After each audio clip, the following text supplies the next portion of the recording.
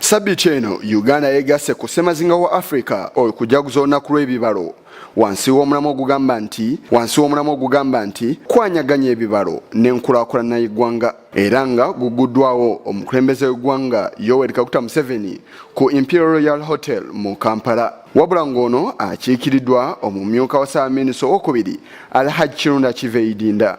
Ono ategeeza nga gavumenti bw'eri enneetegefu okukwasizaako ebitongole by'ebibalo byonna mu ggwanga olw'ensonga nti bikola ky'amaanyi mu kubasobozesa okuteekerateekera eggwanga. Abawadde gaabwa okukola okunoonyereza ku bibalo by'ewaka ssaako n'amagezi agasobola bikwasaganya obulungi. Twagala okukozesa statistics okubanga tuzikozesa mu kwejjayo tusooke tutegeere wetufaanana. Kakati gwova ku kyalo ki ku kyalo Butaba. Kakati naawe ebutaba mufaanana mutya, biki ebibulaku, biki ebyo.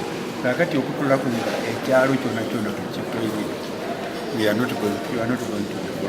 Kirunda abatadde ku Ninga okukwatira wamu n'abantu b'oku byalo okusobola okufuula ebibalo eby'omugaso eri omuntu wa wansi. Yensonga lwaki bano ba statistician tubagamba nti twagala information gye mulina era gye mukuuma ebenga eviira ddala ku buli kyalo tulabe bwe kifaanana ebizibu byakyo then kyanguyize gavumenti okupulaninga n'okuweerezaayo ebiba byetaagise n'okubigoberera.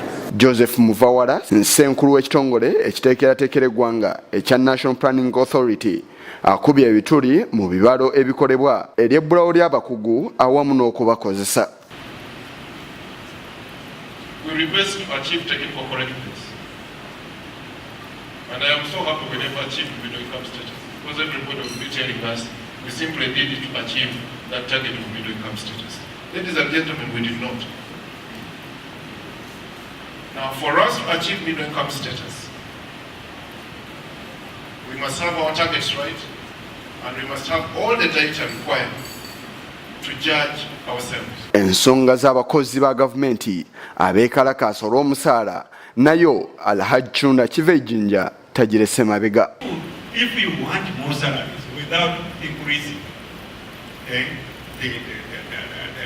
the past, and you take, and yet you still say you are public servants, but even in your own home, will you be able to pay a half of your salary to the one who has come to work for you?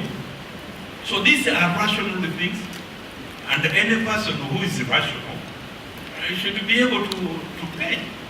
Yisa Chigongo, Kura Channel 44 Oregoro.